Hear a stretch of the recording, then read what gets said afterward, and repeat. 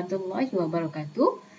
Okey, hari ini kita akan masuk bab 13, subjek sains tingkatan 2, berkenaan tentang meteoroid, asteroid dan komet.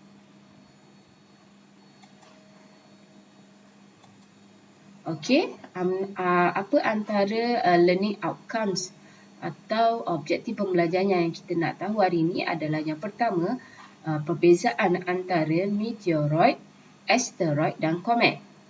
Okey, yang kedua, apakah yang akan terjadi jika berlakunya pelanggaran meteoroid, asteroid atau komet dengan bumi.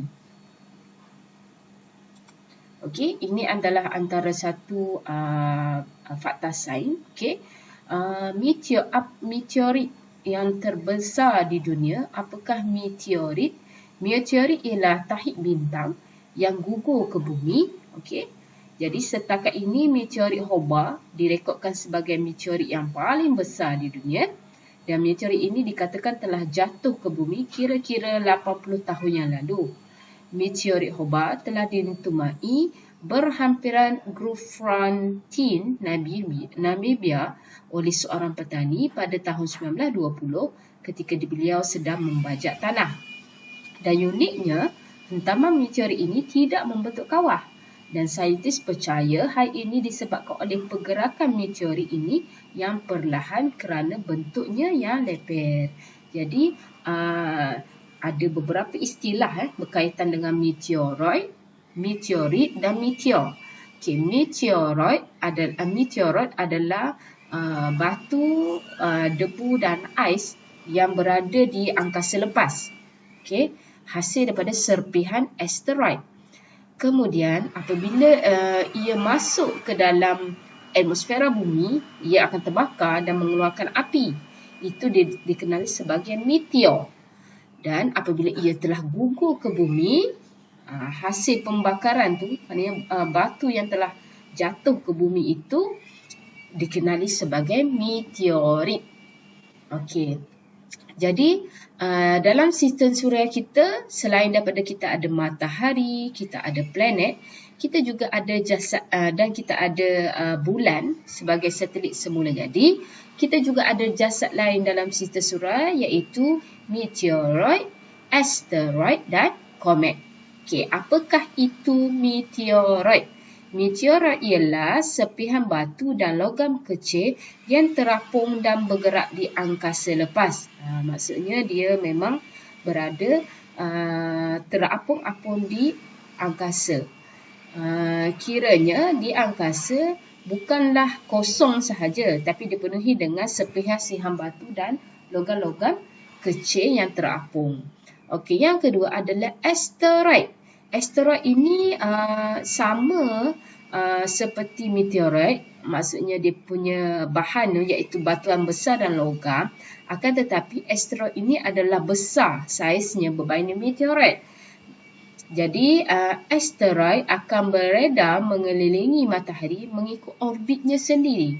Maksudnya asteroid ini ada laluannya tersendiri. Dia tidaklah terapung mengikut sesuka hati, tapi ada laluannya atau jalannya sendiri.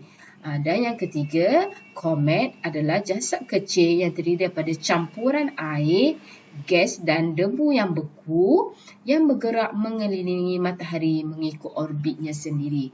Jadi antara tiga jasad seperti meteoroid, asteroid dan komet, komet dan asteroid mempunyai jasadnya tersendiri.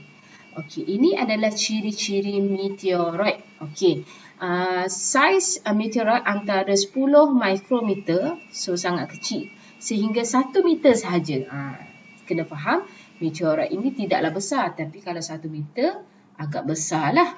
Jadi terdiri daripada batuan dan logam seperti besi dan nikel, berasal daripada serpihan asteroid dan komet, dan suhu meteoroid di angkasa lepas adalah dalam lingkungan 0 darjah Celsius. Itu sangat sejuk, dan kelajuan meteoroid adalah berbeza. Meteoroid yang paling laju bergerak dalam kelajuan 40 km per saat. Bukan per jam. Kita kalau bawa kereta 40 km per jam tu perlahan lah. ini 42 km per saat. Setiap saat 42 km dia boleh bergerak. Itu sangat laju lah. Itu adalah meteoroid. Asteroid. Okey, kita tengok asteroid maksudnya apabila dia sama macam meteoroid, terdiri daripada batuan dan logam seperti besi dan nikel, tetapi apabila saiznya lebih daripada 1 meter hingga 1000 kilometer, ia adalah asteroid. Tapi kalau lebih kecil ini, dia dikenali sebagai meteoroid. Sebab meteoroid ni adalah sepihan.